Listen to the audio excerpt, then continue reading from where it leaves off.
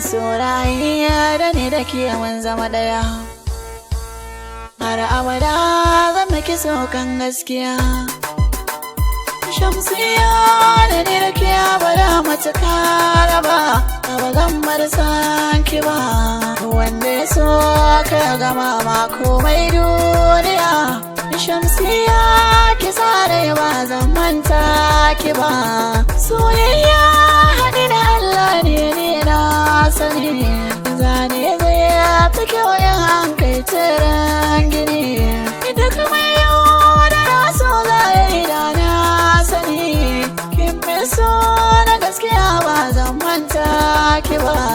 Shamsiyya da ni da ke Allah ne ya haɗa, ga kira kuri da kowa ba kyayen faɗa. Ke ba kya hayaniya balle har ki raɗa, haka yasa na saki raina ba wani abu ba.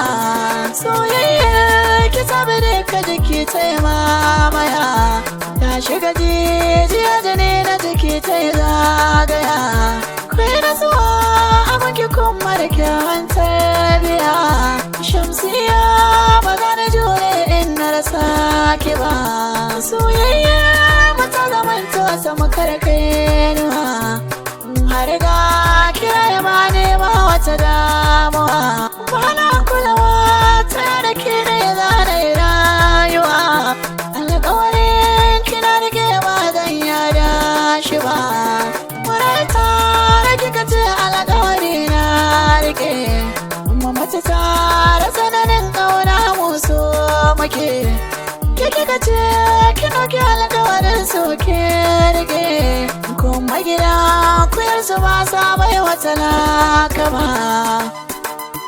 Shamsiyya, Shamsiyya, ni ba za ni manta ki ba, ba za ni finda ki ba. Kar da kira mu Shamsiyya, Allah ne ya damu ba wani ba. Kar da kira mu Shamsiyya sarauniya, ni daga sanani na sake a zuciya. San gaskiya ai ba a rabuwa. Shamsiyya, Shamsiyya, inda rabo zama haɗe wata ran ba ƙarya ba. Mai aure da ni da ke gaban cirare na ba, idan kina samu sakonnin na ke ga na ba. Kar da kira mu abadan ba zan manta ki ba.